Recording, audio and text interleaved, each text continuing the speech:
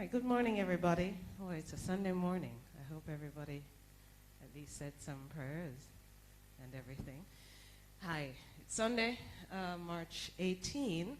Thank you so much for coming this morning. We really appreciate it for this press conference. The Prime Minister will be addressing you this morning, as well as the Chief of Defense Staff, Major General Rocky Meade, and the Commissioner of Police Acting, DCP Clifford Blake. We'll also have joining us this morning the Minister of National Security, the Honorable Robert Montague. And of course, here in our midst this morning, the Permanent Secretary in the Office of the Prime Minister and the Ministry of Economic Growth and Job Creation, Mrs. Audrey Sewell. Once again, thank you all for coming. For those who are going live, you may begin your countdown. Yes, JNN, good morning to you. Going live, as well as those who are streaming live on the internet. Again, we apologize for the delay. Yes, and the Justice Minister, Delroy Chuck, will also be with you this morning.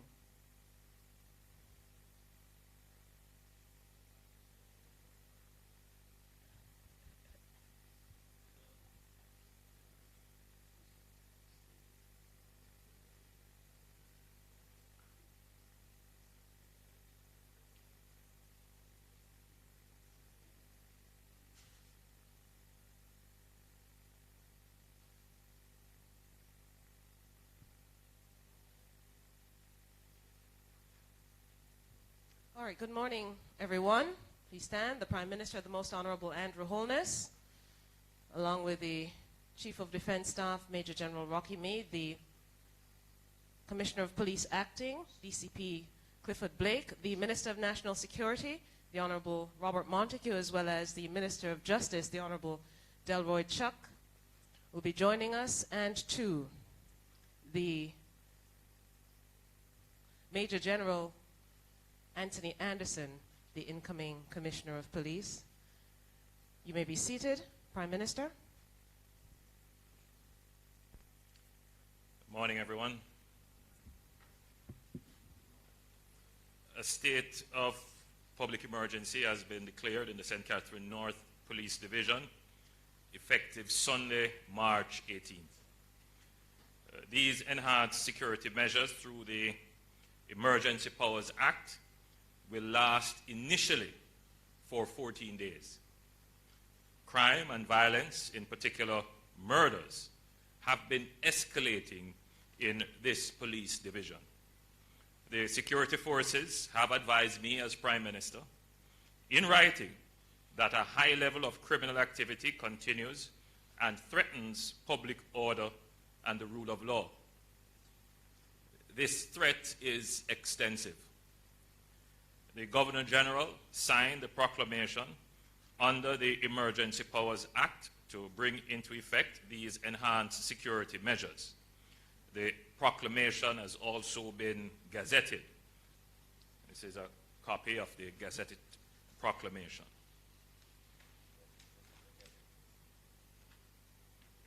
Yes.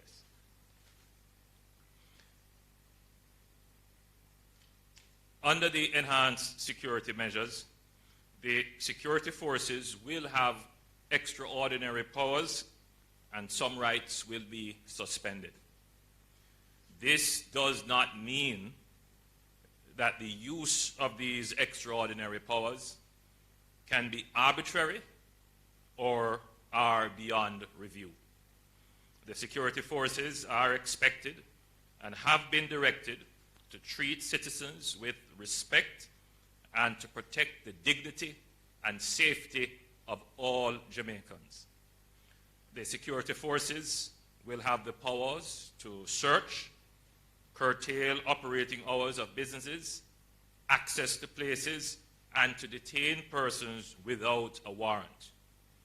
All persons using all roadways leading into and out of the St. Catherine North area will be subject to vehicle and personal search. In various areas, there will be joint static and mobile patrols. Persons may also be stopped at various checkpoints. As stipulated under the Emergency Powers Act, the Emergency Powers Review Tribunal will be shortly named. I will address the Parliament at the earliest opportunity on this declaration.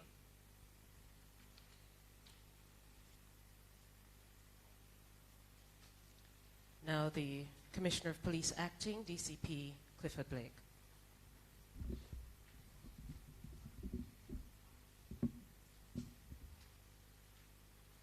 Good morning. The St. Catherine North Police has been on the police radar for a number of years. The police force has been actively involved in attempting to bring order to the St. Catherine North Police Division. Despite several activities, the movement of gangs and guns continue. As of this morning, March 8, we have seen 48 murders since the start of the year. This compares with 30 for the similar period last year. Given the threat to rule of law, we have recommended enhanced security measures to be implemented based on the following. There has been an escalation in criminal activity and in particular murder since the start of the year. For all of 2017, there were 136 murders recorded in that division.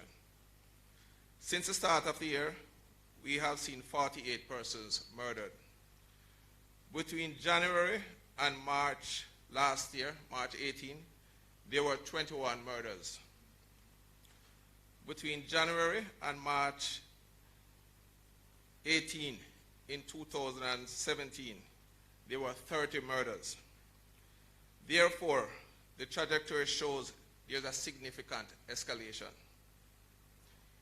The St. Catherine North Division had the largest gang operating in Jamaica, the Klansman gang.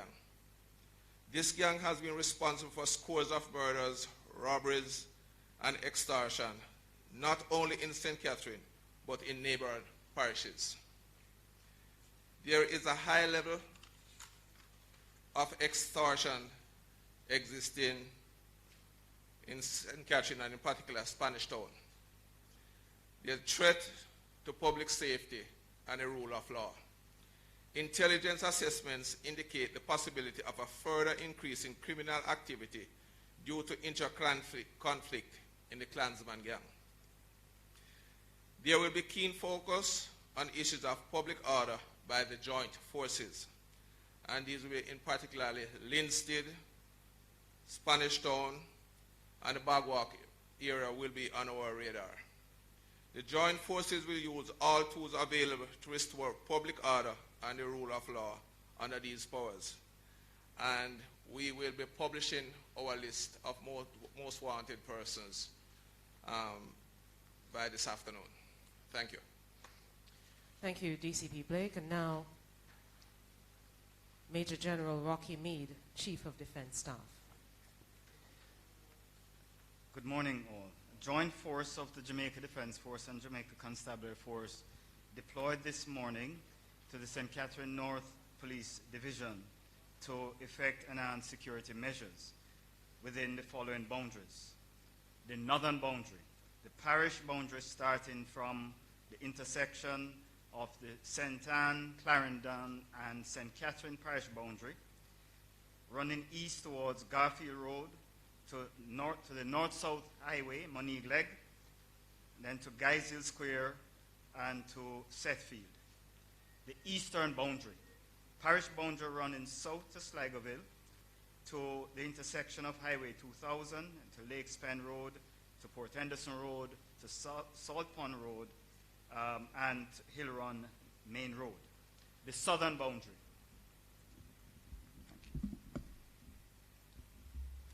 from the Heartland Main Road to the Hill Run Main Road. The western boundary, parish boundary running south to Ginger Ridge, to Blue Hole, to Marley Hill, to Dover Road, to the intersection of the P.J. Patterson Highway, and then to the Heartland Main Road. We acknowledge that persons may be justifiably concerned about the implications of enhanced security operations on their everyday lives. We want to assure citizens that both the JDF and JCF have been properly trained and oriented to give due regard to human rights of all persons. Our exemplary record in the other areas in which we have had enhanced security powers have been declared is positive proof that we do intend to continue maintaining the human rights of our citizens. Nonetheless, we urge persons to acquaint themselves with the regulations and requirements governing the state of emergency in order to easily and conveniently transit the area as they go about their lawful business. A very important feature of this enhanced security measure is that our Jamaica National Service Corps persons, which have been a valuable addition to our ranks, will be deployed on this operation. 241 Jamaica National Service Corps personnel will be deployed, where they will learn from our more experienced soldiers in a major real-world, real-life security scenario, as is very normal. The level of training and experience that the JNSC personnel have acquired so far made them well-suited for increased levels of involvement in our security operations. They'll be used primarily for operational support and administration, and we certainly want to thank these JNSC personnel for their extremely valuable contribution to national security and encourage them to take advantage of this important, valuable learning opportunity, which is the final stage of their preparation before converting to the regular force. As we pledge to carry out our operations with professionalism and respect, we are seeking the cooperation of the citizens to use the very popular JDF tip line, 837-8888, to supply us with information about the criminals and criminal activity. This is a key component of our intelligence and data gathering assets and heavily support our involvement. We'll be doing our part by publishing photos, bulletins, social media images, and data about gang members and criminals, as the acting commissioner indicated before, to help persons identify these individuals and report them. The hotline is manned on a 24-hour basis and offers convenience and confidentiality, and we anticipate that its success in St. James will be replicated in St. Catherine. In closing, let me reiterate the importance of community support during the enhanced security measures as we strive to reduce incidents of murders, shootings, reestablish the security of our citizens in St. Catherine North, and restore confidence in our state apparatus. Thank you very much. Thank you so much, General Meade. Before we go to questions from members of the media, DCP Blake would just like a point of clarification.